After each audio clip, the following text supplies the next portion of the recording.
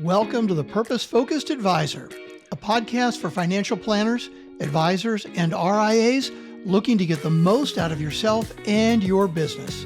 Join Rob Brown and Phil Calandra as they walk you through a journey that will allow you to take action in your business and your life so you can be the best that you can possibly be. Now here are your hosts, Rob and Phil.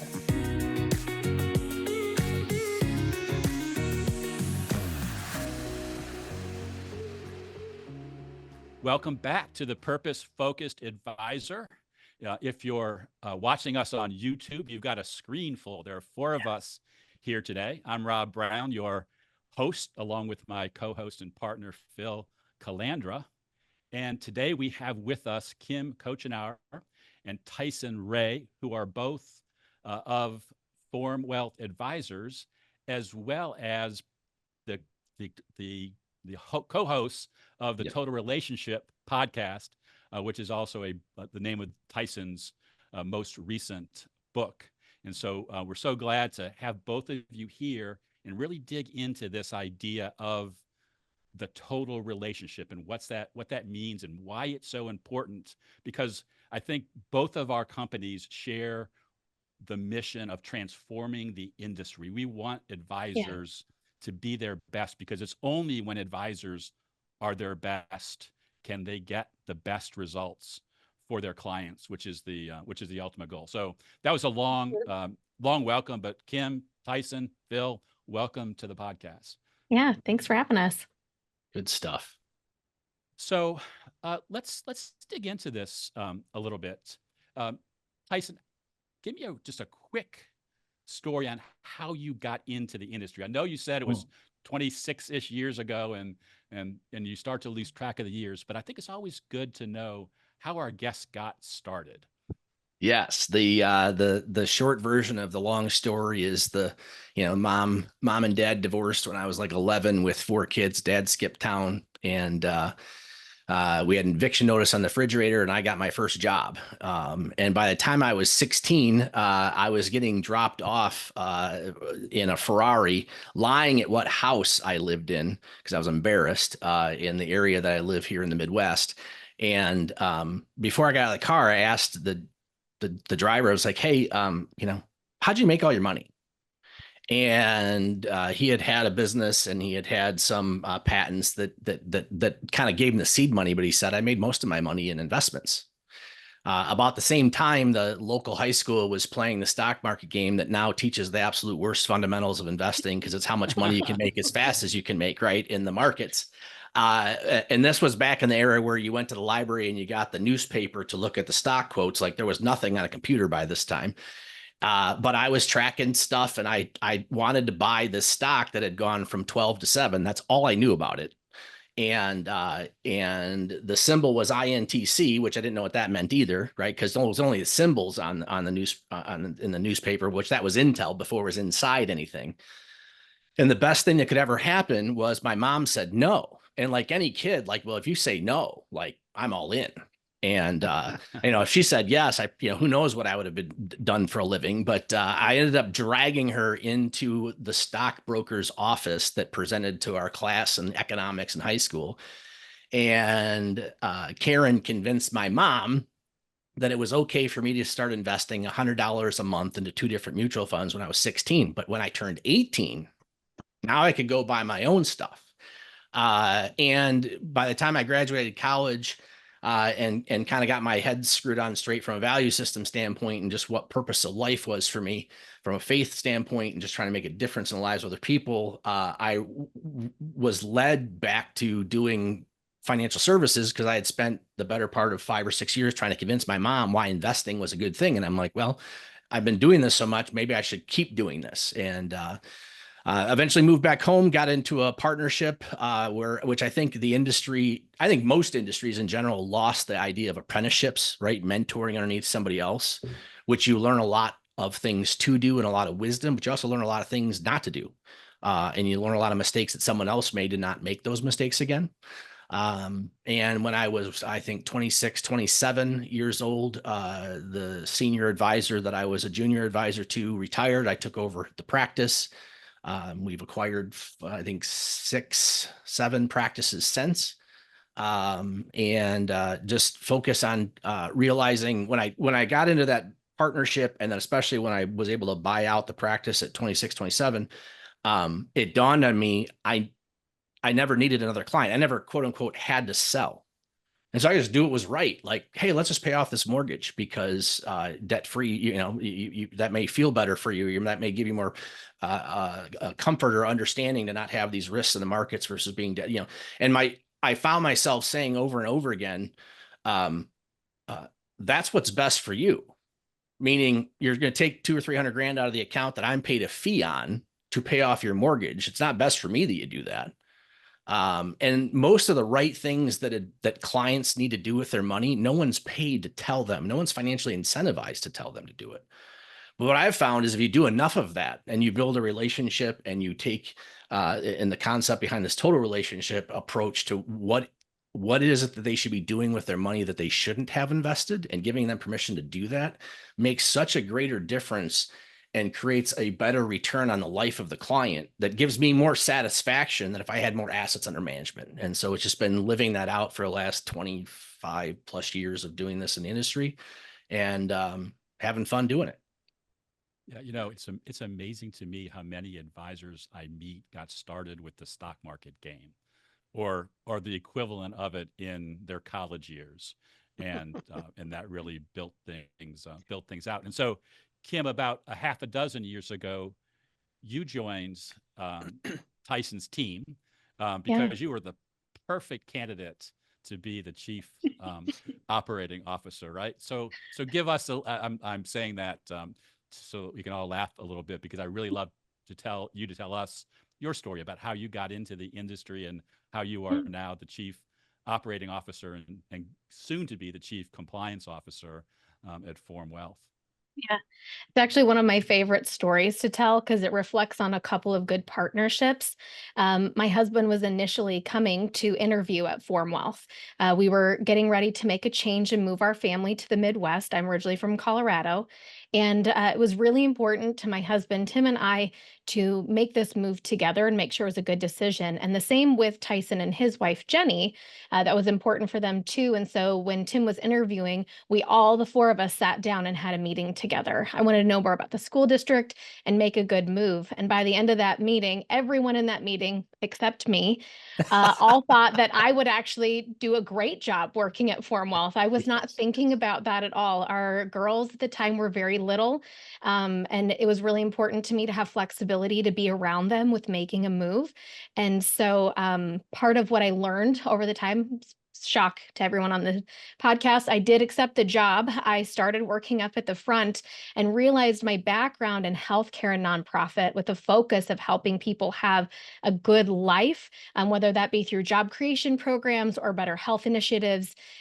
We achieved that here at Form Wealth. And so I was able to really kind of get my footing underneath me pretty quickly from a value standpoint and understanding about relationships and really helping clients have a better life. All the technical stuff I've learned along the way, but more of what I bring to the team is about team building, helping us have a great client experience, process and policy. And that's the lane I get to run in, and I absolutely love it. And so, yeah, coming into my 6th year here at Form. That's awesome. Yeah. I asked the question the way that I did because the main reason that I initially wanted to have you all on the podcast was I heard the story of Tyson having a hard time, I'll say that gently, finding the right chief operating officer. Yeah. And then he did. And as a coach to financial advisors and big teams, I see that as one of the greatest challenges, sometimes filling that particular role. So maybe, Kim, talk about it from your side for a couple of minutes.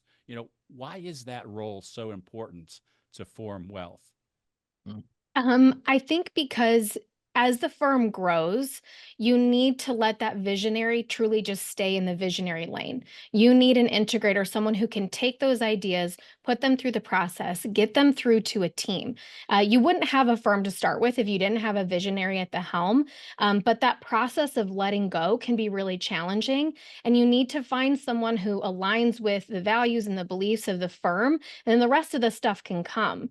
But you need someone who can kind of take that next step and carry that that weight with the visionary, but have a very different set of skills than what the visionary has to be able to kind of take it to that next level. And so I think that's where it kind of can be hard. We heard a quote, Tyson and I were recently at a conference, and I heard a quote that everything you've let go of has claw marks in it. And so you need someone who's got thick enough skin to withstand the claw marks and know that it's for that better purpose, and that both people can be unified and working towards that together to build that next level that you're trying to get to with your firm. That's awesome. Tyson, I don't know if you want to add anything to that before we switch gears and talk about the total relationship. Yeah. So I did it wrong 3 times, and Kim was with us the whole 3 people. I did it wrong in hiring 3 different COOs over the 3 or 4 years before she got the opportunity to step into that role. And the case studies where headhunter found on paper, like hands down, the most senior experienced individual, but came in and wasn't values aligned, wasn't culturally aligned, came out of a big city and a corporate mindset, and we're kind of in the middle of a small town, and just wasn't a fit. I then did the here, I'll hire the partner, right? And bring him in because he's been here from the beginning and he's also servicing clients, and quickly realizing that the mistake I feel of a COO role should be a non-client facing, non-conflict. I got to deal. Instead of having to deal with, I got to go meet with this multi-million-dollar client I'm responsible for, but I also got to deal with this associate that needs some love and some patting on the head and encouragement, or I got to go tell this other associate no. And so that didn't work. We then hired another associate who came in, was values aligned, but just couldn't wrap their mind around the job of this. So part of the fit was finding the person that complements me, right? Which means they're going to drive me absolutely nuts because they're the exact opposite of me. And it's not a CFO role. It's not a details, numbers, portfolios, data role. It is a people managing, loving role. My job of being the internal optimist is like, give everybody what they want and they'll give you what you want. Well, the problem sometimes with managing a team is, here, Rob, you come to me and you want next week off. Absolutely, have next week off. That's great. I'd show up next week and be like, where the hell's Rob? And well, you took the week off. And I was like, how do you take the week off? He has this, we had these things we got to go do, but they just wanted to have the vacation for whatever reason. And no one bothered to look out to see what the sacrifice having gone was. And that COO's role is to basically be able to build relationships, kind of going back to total relationships, and understanding these employees, but also help draw the lines in the sand where these are the boundaries and these are where, this is where the policy is. And why Kim's in the role that she's in is, she helped take what we had was policy and procedures written by people that have been here for years, which actually was just a bullet point list that most of the team, if you were hiring someone new, couldn't learn off of. You had to know what it meant to see what the policy was. And because she wasn't from this industry, she rewrote the policies that you could read them and learn from them. Like if you came in new, you could understand what it is. And then when the team balked at whatever the issue was, or an associate was complaining about something, she just pull out the policy that the whole team agreed to the year before and says, help me understand what the issue is. And do we need to bring the policy team back together to redo it? Or do you just not like the policy, or do you just have to admit you did it wrong? And not get emotional about it versus, depending on the mood I'm in, I could get, I have both spectrums. Like I'm going like 18 million miles an hour and don't want to deal with details, or I'm 18 million. I'm just brought down into details and I'll rip stuff apart in extremes. And there's a saying in the office, don't bring it to Tyson unless you want to take it over. And part of Kim's role was to basically step in and keep me out of things that I didn't need to be involved in. It's been a wonderful journey. But I think too many advisors, if either don't hire this role or hire the wrong person in this role and then let it just sit there. And that's why I wanted to bring it up, because I couldn't agree with you more. More don't hire, but some just will elevate somebody into that role, and not even necessarily think about the fit. They just think that's the next step in a career ladder, and it's not.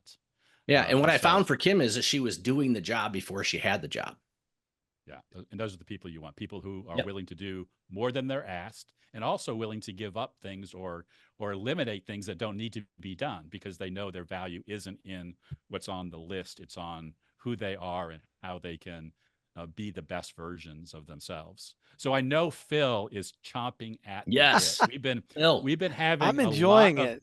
a lot of conversations recently about the state of financial planning in the industry and how maybe too many advisors are taking the planning process for granted because we have these great software tools that we can use to do financial plans or asset allocate. So Phil, I want to turn it over Hold to on. you. I'll go one step further.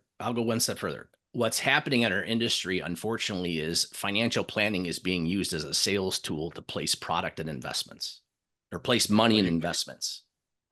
Phil, I promise you, I didn't ask Tyson to say that, but Phil's got something to say about that. Well, I Phil, dive in. I knew that I was going to enjoy this conversation because when you're around high performers that eventually figure this out, this is what we're getting. So if you're listening to this podcast, I'm telling you, this is going to set the advisor up for the next, Tyson, I'm probably 2 decades in. I try to forget as well. This is going to set the advisor up for the next 2 or 3 decades, right? Because what we've found, all the most successful advisors have a very well-defined, and I hate to use this term, but I'm going to, it's in the value proposition that's centered on people. Right. There is so much fintech. There is so much product. Everyone is manufacturing something. I forgot where I saw this recently, but the idea was everybody has a mortgage. So everybody's creating something to sell. And in that process, we've gotten away from lifestyle planning, life-centered planning, total relationship planning. Those people that can gravitate to what you're doing, and I'm going to open it up for you guys because I'm anxious to hear, and I'm going to buy this book before the end of the day on Amazon. This is the differentiator. There isn't anything new in our industry. Everybody's trying to sell their index whole life or their annuity or their mutual fund or their wrap fee program. And they're wondering why the general public feel like financial advisors are one step above pond scum.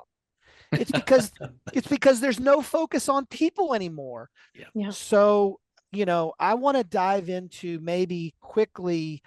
My first question is total relationship planning. How did you get to that? I love the name because it brings it back to the individual. It brings it back to people, which is what we're supposed to be focused on anyway. What you said in the intro, Tyson, is spot on.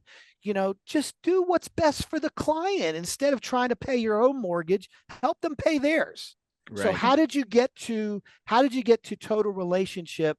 Did you stumble upon this? Did you have a framework to build it? I want to start there because this is fascinating to me. Yeah, I think so if you're listening to this, especially if you're a financial advisor, you're going to tell yourself, well, yeah, I do this. And you actually might do it in conversation and you may have phenomenal relationships with your clients. And yet you get into the review meeting with the client, or you get into what you think is the business meeting, and you pull out pie graphs and charts and pages of information to prove your value add compared to some index that you're comparing yourself to or some benchmark. And what we found is that instead of being performance-based or product-based, we're permission-based. And what clients are really wanting to know is, hey, can I do whatever it is they want to do? And it's not necessarily planning out the rest of their lives, though what they want to leave in the estate plan and the goals for the loved ones is part of the process of the total relationship. But the total relationship is understanding the stress between what have they saved and what have they invested, and then what do they want to do with their lives. And what we found is, and this has basically been a system over time that we just kind of took for granted. First of all, you think everybody's doing what you're doing, right? So this isn't, when we were doing this, it's like, this isn't like, I can't believe this is even a book. But the feedback we've been getting is like, holy buckets, like, and even within some of the peer groups I'm in at the highest levels of the firms that I'm in, I start getting into the weeds with these other people about what they're actually doing I remember one presented in at a conference about like the perfect annual review, and like page 1 was talking about the effects of the Ukraine war and what's happening in the currencies of wherever and the debt structure of whatever. And I'm like, oh my Nope. God, like, No. no. Like, first of all, the total relationship is going to talk about, let's start with your family, because if your mom got diagnosed with stage 4 cancer and I didn't know about it, like me talking about anything else may have nothing to do with what we really need to be talking about is how are we taking care of your mom? How are you doing with that? And so, or your son or daughter just had a child after years of trying to have that child. And it's just like pause, like, hey, what's the name? And how are they doing? So it's talking about life in the form of, and again, most advisors setting up will take the time to have the conversation, to have that relationship, but they don't capture any of the data. They put it in their head maybe, and then they're waiting to get to their performance chart or their portfolio to show the client. And on our end, it's basically, how is the family? How's your health? And these are kind of consistent no matter how much money people have. Everybody has some of these things. It's like, okay, how's your family? How's your health? How's travel and leisure and hobbies and the things that you enjoy? How's the house? Any home improvements? Anything break? Anything? Are we going to be making a change to the home?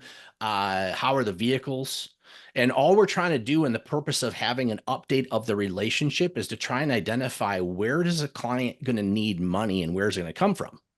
And really, financial planning for us is what the clients are needing in the next 6 to 12 months, not reviewing the next 30 years, because if you review the next 30 years and every 5 years, they're going to buy an automobile and the automobile is going to cost 80 grand and put it in the formula and so on and so forth. But you didn't realize that in 6 months, they're buying that $80,000 car and they're going to call you at the car lot to take the $60 million or $80 million out of the account to buy the car, and the markets are down.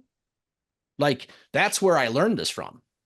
It's like, wait a second, I can't fix that. Like, I can't plan for that. I'm reacting now to the market. And then what I started realizing is the focus of the total relationship is where the rubber meets the road in the next 6, 12, 24 months.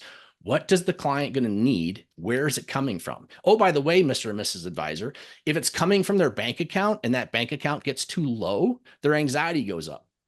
And so, hey, if it's coming out of the bank account, do we need to replenish the bank account? Right. I've also found we got to send often that money to the bank account to get them to spend it. And what I'm realizing is the total relationship gives us the ability to have the power to give permission for these clients to go live their lives and try and do so without regret. And it's just, it's so awesome. Yeah. Well, and Phil, you said something at the beginning that made me think of how did we actually get here? Tyson touched on it a little bit. It's what has been in this practice for years that's just kind of been evolving over time.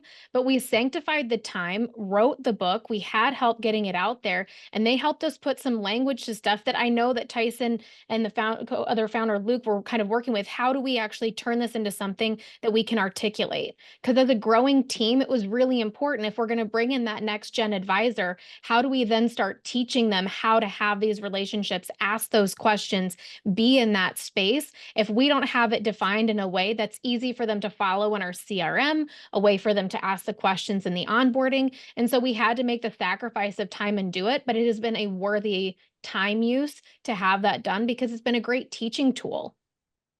Yeah. And I just had a client better articulate what success of the total relationship looks like. And she was actually communicating it to their best friends, which aren't clients.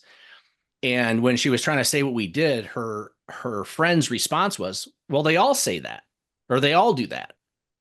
And what she said is, no, I've seen, because we're checking the boxes on everything the money could be used for, and then asking open-ended questions in case we missed anything as far as giving money away or bucket list items or whatever it is. And what she said what she articulated is I have watched Tyson change my husband from watching the investments every day and emotionally getting attached to things to now not being attached emotionally to things he doesn't control. And he's enjoying his life more because he's not turning on a computer screen and looking at red ink and allowing it to affect our vacation, the birth of our child, the golf round. And that's the goal. The goal is to you have the ability as an advisor to give clients a life that can be free of all the information out there that's trying to rob, steal, and destroy their joy. Yeah. That's great. Good. Phil, I know you've got a follow-up question there. Like I said, I monopolized the first few minutes. Go for it. Yeah, this is so good. Do you, either one of you, have, because I think of my experience as an advisor, I naturally gravitated to specific mentors and people that begin to help me build my own. And Rob was one of them. I'll admit it. Did you have anybody that kind of went before you as a mentor? You know, there's a lot of great advisors or coaches. When you were building the total relationship, did you lean on anybody? Did you, stand on any pillars of the industry? I always like to ask that. Yeah, so I'll age myself a little bit for those that have been in the industry for a while. I was a big fan of a gentleman called Bob Dunwoody. And the lesson from Bob Dunwoody was he would ask the advisor, okay, quantify your assets under management. How big is your book of business based on assets? And you'd write that number down. And then he would ask you, okay, assume that entire book of business was in cash. Where should it be based on everything you know today? And then why isn't it there? And the purpose behind it was removing the client from the decision-making process of the one-offs, because Rob, I can't watch your individual whatever idea you had and then have hundreds of relationships. And the clients, without specifically telling them, think you're watching that. And additionally, if you had a family, or you have multiple generations of clients and they're sitting around a table for Thanksgiving or Christmas or some event, and they're all talking about us, I want everyone at that table to have the same return experience as they're having as a service experience. And if I let the portfolios gravitate to whatever it is they brought to me or whatever their little pet peeve was, creates an inconsistency. And by having more standardized, predetermined investment models that we run our portfolios and the client's long-term money through, I can bump into any client and I don't have to wonder what their portfolio is, where I had before. And I believe the statistic is most financial advisors have over 1,000 positions. We have, I think, $800 or $900 million in probably a dozen.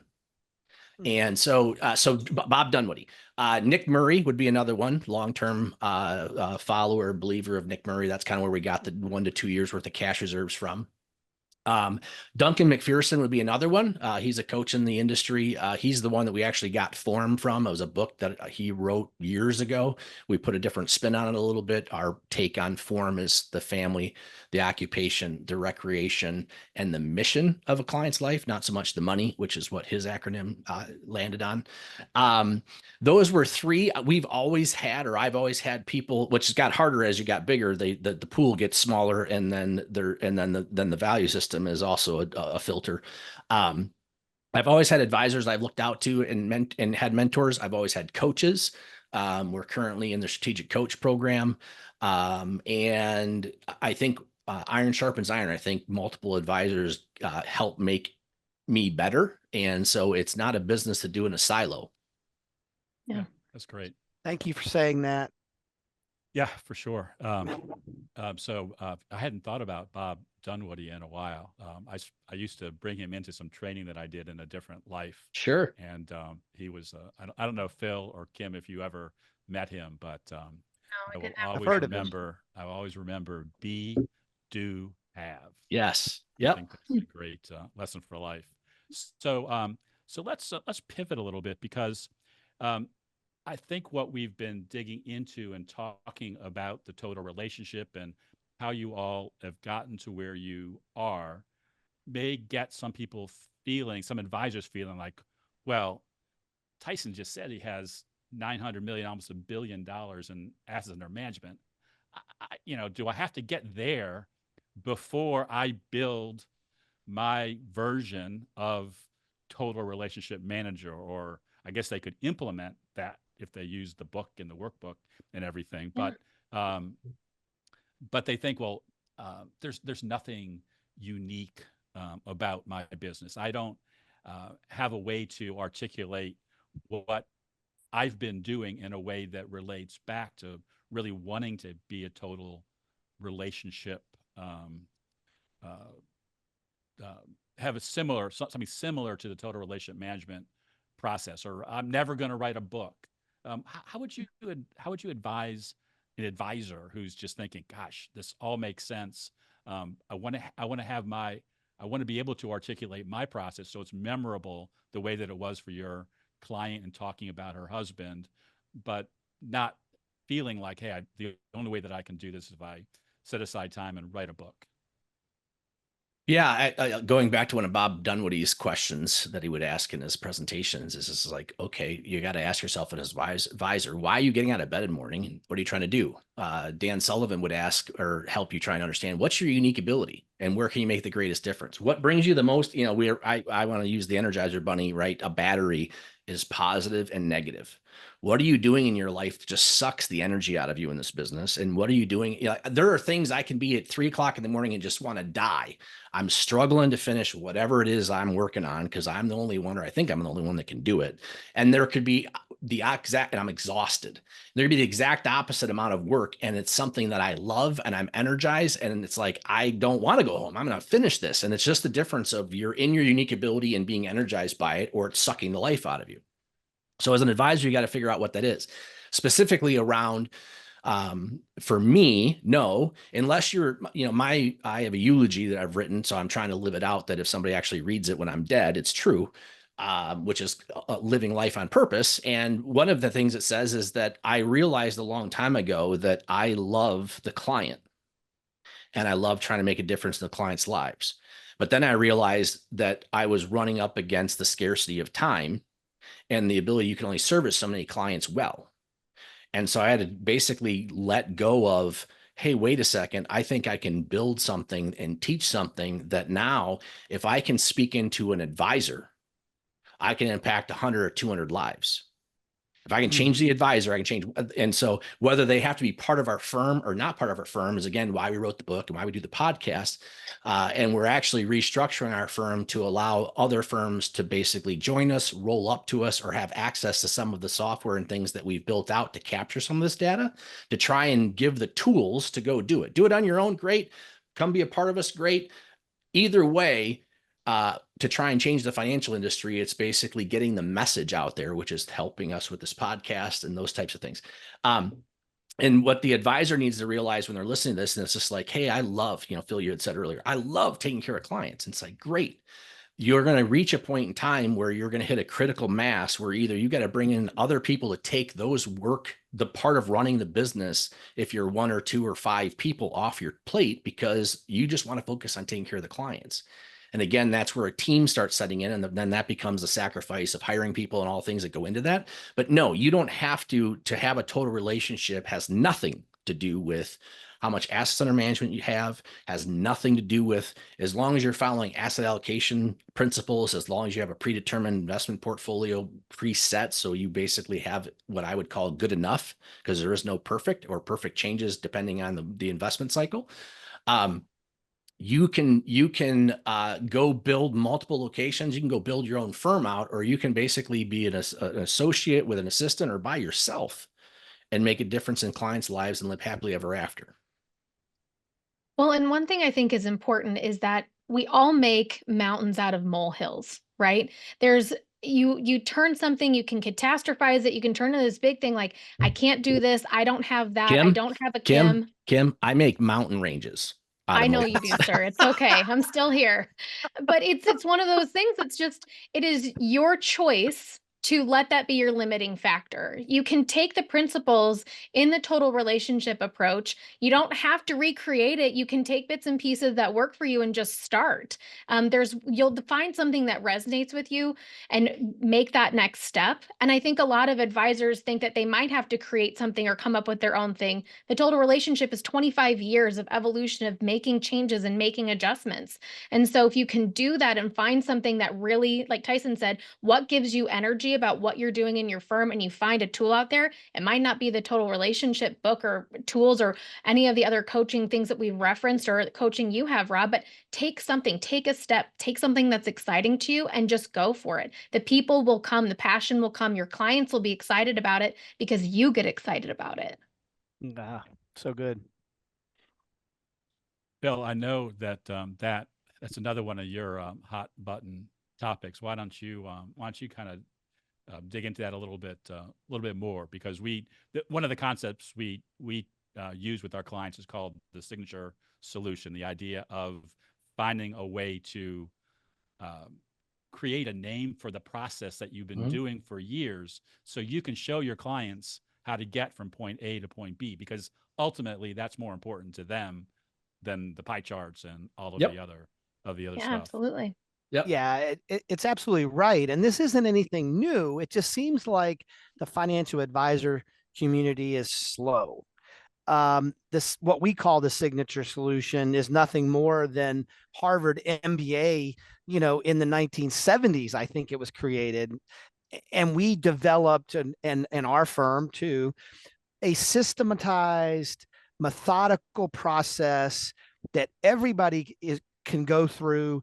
It doesn't require any elaborate knowledge. It just takes people, because I'm a Nick Murray disciple too, Tyson.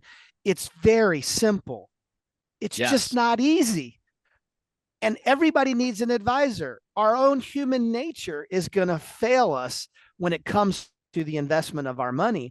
So using a process, taking them through what we call signature solution, it could be your Venn diagram, it could be the total relationship process, that in and of itself will separate the high performing advisor from the average advisor, and probably create the death of several advisors, because alternate to that is going to be pitching product all the time. And having a repeatable process and a system.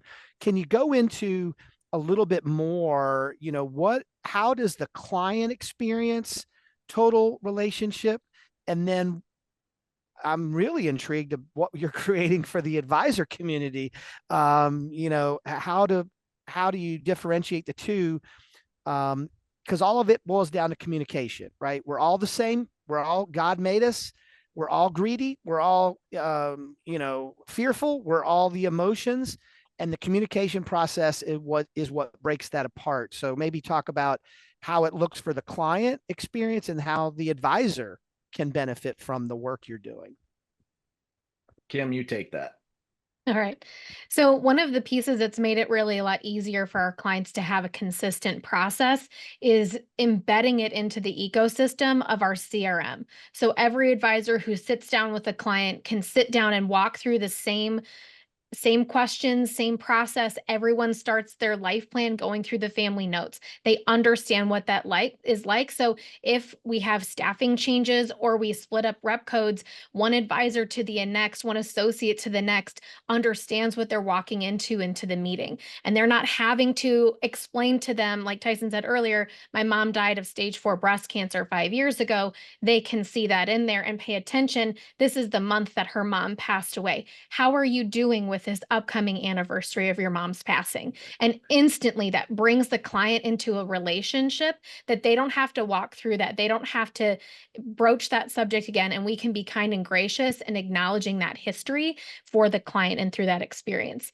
And then the same goes through the care plan and then the wealth plan, is that the client experiences it through our CRM, through our team. Now, everyone will have a different way they ask those questions, but they can have a consistent experience. And that actually helps train up our team with consistency so they can have confidence when they have to step in. And so that's kind of where that is. We're working on some deliverables that we can actually print that out and give it to our client, because we've had a couple of them. We'll pull up the screen and show them what we've put in there. And they really actually want that. They're like, oh my gosh, this is everything. This is my whole life. This is what this year was for me. And so it's kind of one of those things where they're starting to even hear that language enough from us that they're like, can we make sure we go through our life plan? Or thank you for helping me walk through my life plan. And that to us is a great piece about the client experience. Tyson, I'll toss it over to you to talk about the advisors. Sorry, Phil. One question, Kim, do you use a CRM that's out of the box, a Salesforce, a Redtail, a Wealth Advisor, or did you create your own to get it? It's a great question, Phil. So a couple years ago, we made the jump from a very specifically created Salesforce tunnel that Tyson had spent a lot of time, years, and money into building, and converted it over to Financial Services Cloud. And so we use Salesforce Financial Services Cloud, but we put in a lot of customization to really utilize some of their tools in there to get what we want out of it. But that's what we use. Yeah, and the Salesforce Financial Service, basically we built we added the functionality to the CRM to capture the family updates, the pet's name, when the pet died, home improvements. We track mileage on cars because guess what? It's how many years is it old? Clients buy cars three ways. They drive them till they're dead. They buy one every certain number of years, or they buy one every certain number of miles. And so we just track that because I'll ask them, hey, you told me every 5 years or every 100,000 miles, you got 100,000 miles in the car. What are you thinking? Well, can I get one? Yeah, let's set it aside, whatever. And where this came from was along the way of acquiring. So I was the junior advisor to the senior advisor in my 20s. He had been in the business for 40 years. And the hardest thing back then was all of the total relationship knowledge was in his head. He knew who was related to who, or who died from what, or whatever, depending on how close they were, or how active he was in interacting with the client socially, or I mean, they become like family. And where you can't leverage that, or where you reach capacity as an advisor, is you can only keep track of so many families in your head. And what I wanted, and what we've built over the years, was a system that anyone on the team can step into that relationship. It's like a medical chart, right? You flip it open and here's their life plan, and it's family. When did, we ask clients, our parents passed away. Okay, how old was dad when he died? And they'll rattle off the age. And then I'll ask, does that affect how long you think you're going to live? Yes or no?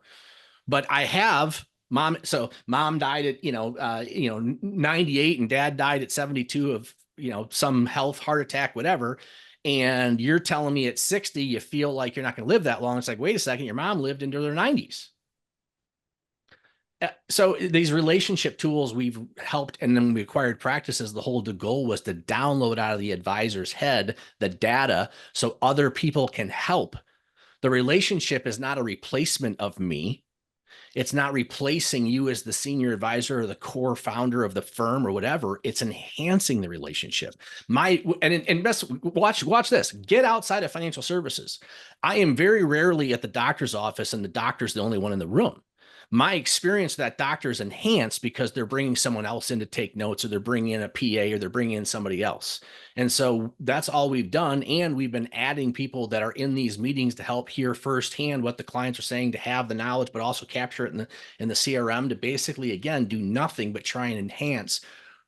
The advisor needs to know, who is this person sitting in front of them emotionally, physically, relationally, spiritually. What are their fears? What are they excited about? What are they looking forward to? What are they sacrificing? And how does their wealth come into all of that? And that's the job. Yeah. That's awesome. And it kind of brings back to the point that I think is hard for advisors who have built practices themselves and have really been kind of working in, but never on their practices, wanting more, but not knowing how to step to that next level, is everything, even the most intimate way that you treat your clients, can be systematized in a way that doesn't make it fake or false. It just creates the intellectual knowledge, the personal knowledge, to be able to maintain that relationship, even though you're jumping from relationship to relationship. And you may have to have somebody else on your team work with a client that you brought in 30 years ago because your time as an advisor needs to be spent somewhere else. There are ways to create systems. Well, and the other thing these advisors are up against is, at the end of the day, I mean, just look at the regulatory environment we're in. They're trying to legislate putting the client's interests first. And what and this wasn't what we set out to do, but what I think we've created, the book of the total relationship is the how-to guide of putting the client's relationship first. Up against every one of these financial advisors is either employed by or affiliated with a for-profit firm that wants nothing but more revenue for the firm. And is trying to teach, train, and equip you to basically have the pie chart, the questionnaire, the check, the list to sell the product, or gosh, what the other, one of the people reached out to us from from one of the podcast episodes. We had an interview with him, and he's like, I can't stand my senior advisor because he feels like the investments have to be sexy. And I can't remember what the other. Oh yeah. When he used that word, I was like, gross. Oh, that was the other word. That is And they not have what to have we a little, do. they have to have a little sizzle. And I'm like, oh my Oh, God, like was that's awful when I the heard that. malpractice or the reprogramming. I want to help them realize it's like, hey, if you get rid of the sexy and the sizzle and you actually care and focus on giving them the resources that they've saved their whole lives to have to enjoy the one life they have, like that is so much more rewarding than any money or sale you could have in the moment. Well, Phil, I know I'm Absolutely. not going to have to sell you on trying to get Tyson and Kim back on the podcast, but it is Yeah. time to land the plane. We're over our normal time. We've talked about a myriad of topics. I know we could dig deeper, but two of the things that I love about what Tyson and Kim are doing is, number one, they use the love word freely, and the whole purpose of our being called Truest Fan is that whole idea of loving others the way that God loves us, and to love ourselves. And that includes team and clients and our community. So I just love that about you. But the other thing that tells me that you really are transforming the industry is that your book and the download that you can get on your website are giving people keys to your kingdom. You're not trying to keep it a secret. And it's not my kingdom. Yes. Yes. Good point. Good Yes. point. So Kim reminds me that often. You bet. Not mine. So Absolutely. help us finish up here, Tyson and Kim. Just tell us the best way to learn more about you all and the total relationship management process, and like next steps for somebody who's listening to this podcast. Yeah, I'll go first with the technical. Yeah, go ahead. All right. So we have a website, totalrelationship.com, that people can go to. It can get the free download resource of our discovery deck. So we were talking about that earlier with Phil with the life plan, is that it's the questions we actually ask our clients, and they're open-ended questions. It'll really kind of help give you a stepping stone. If you don't even know where to start and how to have that conversation with your clients, it'll give you a great entry point, and it'll let them prioritize what they actually want to talk to you about first. We also have a total relationship group on LinkedIn where like-minded advisors are collaborating. And so it's a great way to find some pooled think and just some great resources within the community itself.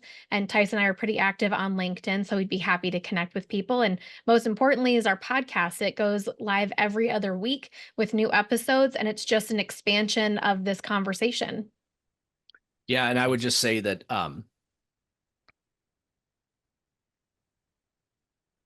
I would say this, if you're listening to this and you feel like you plateaued, or you don't feel like you have this energy to enjoy what you're doing and making a difference in people's lives, get help, get some coaching, get some outside influences, get some people to encourage you, get some people to tell you you're an idiot and this is your blind spot and this is what you got to do differently. Get some people on the team that complement your abilities, that want to make a difference in clients' lives. And then again, you have to make changes in life to become better, and the coaching can help you do that. It may be changing firms, it may be changing philosophies. And here's the beautiful thing: when you reach the point of realizing what it is you're going to go do that you're excited about again, especially to the benefit of the client, go have every one of your clients rehire you and let them know why you're changing what you're changing, and let them buy into that going forward, and just enjoy the energy and enthusiasm that can come from that. Because that's really what most clients are wanting from you, is this total relationship and a focus on what matters to them, which isn't what matters to these firms that we have to keep creating these compliance reports and checklists and all this other stuff to try and do what's best interest for the client versus just doing what's best for the client. That's a great point, because I found that anytime one of our clients creates a new process, a new something to elevate their client experience, they've got to make sure they let their clients know they've done it. That's right. You can't keep it a secret. And then you talk about opening up the spigots for referrals and introductions and new opportunities. So that's awesome. So we're going to close it here. Tyson, Kim, thanks for being on the show. I know that you kept Phil entertained, because this was this was really a big something he's really been working on, and we hadn't talked about your your book previously. So I'm sure we're going to be talking a lot more about that. We want to encourage our guests to pick up the book, listen to the podcast. And of course, as always, remember, we'll see you next week, and we're rooting for your success. Take care. Thanks for joining us for this episode of The Purpose Focused Advisor. If you want to learn more, head over to our website, truestfancoaching.com. There you'll learn all about becoming a purpose-focused advisor. You'll also find today's show notes and links to the other gifts and resources we talked about during the episode. Again, thanks for listening, and remember, we're rooting for your success.